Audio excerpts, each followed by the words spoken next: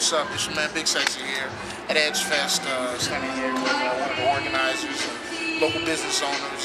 Great guy, great friend of mine. Terry Gant. I'm the owner of Third Coast Comics at 6234 North Broadway, Chicago, Illinois, 60660. That was a lot of information. That's what I do, man. Look, you want to know who I am? I tell you who I am. I like that. I like that. So tell me, what brings you to Edgefest? What do you see? So Third Coast Comics does have a booth here at Edgefest, and Edgefest is like it's Edgewater Street Fest. Like similar to Chicago, is about kind of getting out there and experiencing the neighborhood. You know what I mean? If you're in New York, you get the 5 boroughs, and every borough wants to represent what it's about. If you're in any other city, they want to represent what they're about, but community by community. The Edgewater community wants to represent what it's about. You know what I mean? Like it's one of the most diverse communities I've ever been a part of. There are 250 different ethnic groups in this neighborhood alone, right? My store, Third Coast Comics, I sell comic books and graphic novels. 50% of my customers are women. There are college students. There are like grad students. There are post-grads. There are like 45-year-olds. There's like all kinds of cats who come by and support my business here. It is a diverse community. It is economically diverse. It's ethnically diverse. The neighborhood's fantastic. So when we do a street festival, we want everybody to be able to come out and experience what Edgewater is all about. And I love being in Edgewater, and I love supporting it. Definitely, support your community. Now, you just said recently that you were a comic book store. Yes. That you own a comic book store. Right. So, right about now, with all the comic book shows and movies that are out, sure. What is your favorite comic book show, and what is your favorite comic book movie? Of the shows that are currently going on about comics that are actually on, the thing that I like, I guess my favorite of those would be Arrow. I think Arrow is a fantastic show that people just didn't see coming. It's on the WB or whatever the WB might be, wherever you happen to be, whatever channel that is. It's on that channel, and it's one that is fantastic. I want to camera up a little bit. There we go. Cool. Awesome. That one is one of my favorites. I'm a Game of Thrones fan, like so many other people are. I try to support most of the shows that happen to be on that are comics related. There's some I'm not quite feeling, but I still try to give them a little bit of something, like just viewership to kind of keep up, you know? But there's other shows that I watch too that aren't necessarily like specifically comics, but are just kind of nerd themed or like classic adventure themed, right? Yeah. Like I discovered The Musketeers recently. Okay. It's a BBC show, but it's one of my favorites. I discovered The Last Ship recently, which is sort of a post-apocalyptic thing, which if you're, as geeks grow up, you grow up with that sci-fi thing, and it's kind of, there's a light post-apocalyptic sci-fi feel to it, and I kind of dig it, you know? So there's a lot of different things that I'm into. Movie-wise, Guardians of the Galaxy just came out. A lot of people are really into that, like the big Marvel movie thing. I am more of, I move around with film, you know what I mean, in terms of like what I'm really into. Sometimes I want a little bit of like more European influence or something like that, but sometimes I like a good popcorn movie. I'm not as Guardians of the Galaxy rah rah rah as some other cats are, but I'll go back every so often and I'll watch a Keanu Reeves Constantine. I mean, you know what I mean? Actually, it wasn't that bad. It really wasn't that bad. Or I'll remove the concept of how bad it may have been from it, because I separate what's happening in film versus what's happening in comics, right? When I'm watching the movie, I want to see the movie, just absorb it without comparing it to some other source material I might already know, right? Yeah. When I watched, let's say something like Batman: The Dark Knight, right? A lot of people thought they were watching the Batman film and were confused by actually watching something on the level of, say, Heat. Yes, right? yes. With De Niro with the bank robbery scene was, right? Yeah. When you're watching something like that amazing film, that's what I love about that. And I'll put Heat up against pretty much any Marvel movie that's been done in the last 10 years, right? Yeah. But I saw like Winter Soldier was great. Days of Future Past was really fun.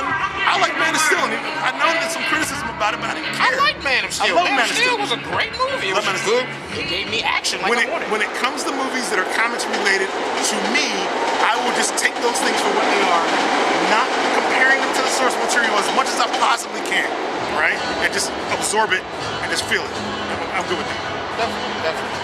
Now, you also did karaoke earlier tonight. Good song selection, by the way. Thank you very much. Now, tell me, how'd you get into karaoke also?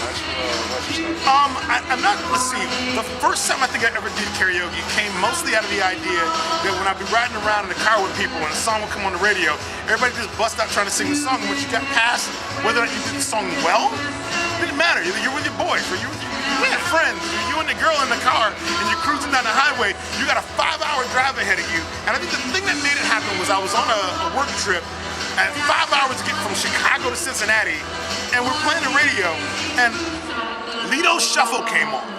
Right? Sorry about that. Little Boss Gags, Lido Shuffle. And I remembered when I was a shorty, that song came on and all I heard was, whoa, like it wasn't even a tune. It was like, damn, that was kind of cool, you know what I mean? Something cool about it. Then I started like I was in the car with another friend at a different time and some AC/DC tune came on and just to make her laugh, I started singing Thunderstruck.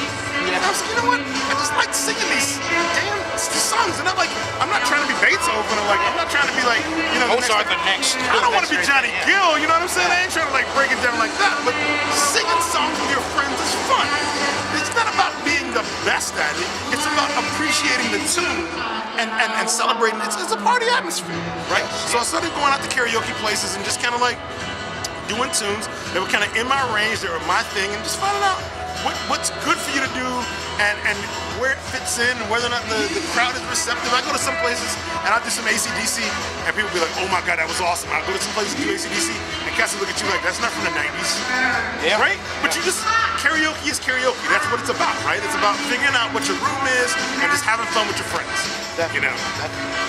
You know, again, thank you for taking the time out to play the interview. Yeah, you want to plug anything else before we go? All right, so look, this is Big Sexy. Big Sexy's been a friend of mine for about 5 years, right? We're friends largely from the karaoke community, and we've got mutual friends. I don't know exactly what else Big Sexy ever talks to you cats about, but Big Sexy came to me and he said, hey man, can I interview you for a minute? And I'm not sure that Big Sexy exactly knows who I am, but outside of our friendship, like we're friends, mostly from him hanging out around the shop and his karaoke scene. But I'm gonna tell you, Big Sexy, you know what you've done? You are interviewing the only African-American comic shop owner in the entire United States. Actually, yes, I did see that article in Jet. Okay. Yes. No, I seen it in Jet. I seen it. You were like my man in Jet. I was in Jet. My mother was thrilled. Because you know, I'm for Red Jet forever. But then that thing happened. Yes, I'm the only black comic shop owner in the country. So that happened, right? I am a 2-time nominated Will Eisner Spirit of Comic Book Retailing Award nominated person. I'm that, right?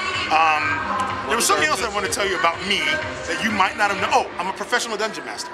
There. I get paid to run D&D games for children. Okay, you know, I'm glad you cleared that up because... You thought I was like whipping people? Yeah, like Dungeon Master, you know what I'm talking about? No, You got one of those. Different Can I come back? Yes, I'm that kind of nerd. A lot of people see me, they don't realize that like black geeks, like legit, like we're just geeks. Like any other geeks, like any other nerd. We just happen to be black. Yeah, right? I know, yeah. It is actually kind of hard. It is kind of hard sometimes being a black geek. Well, it's hard because people, they have an image of what a geek is. They think Napoleon Dynamite a lot of times, right? Yeah. But they don't think that there's some cat that like looks like me or looks like you or who's like socially mobile, you know what I'm saying? Yeah. Who can get along with cats and just like move, like whatever. They can do whatever, they're good with whatever. You know what I'm saying? I'm into music, I'm a musician, I play drums and guitar. You know what I mean? I own my own small business. I am married. You know, like I'm not just this dude sitting around in his mom's basement, you know, waiting for somebody to like knock on the door. You know, it's not like great entrepreneur. Right. Entrepreneurs like you. In fact, getting out here just reaching in and like letting you know, hey, you can do it. I had a dream. My passion was comic books. Anybody out there who is wondering about any kind of questions about like maybe what they can get done and like how to get started, or like even anything social. If it's social, if it's nerd, if it's whatever. I do social. I do music. I do nerd. I do gaming. I do whatever. Hit me up. On Twitter, I'm at Doc Midnight. You know, at the shop, it's Third Coast Comics, 6234 North Broadway, 6234 Broadway in Chicago. Comics, graphic novels, whatever you want to do. That's a great story. Hit me up and we can talk about it. Definitely. Thank you again, Terry. Thank you. This your man, Big Sexy, signing off. Thank you.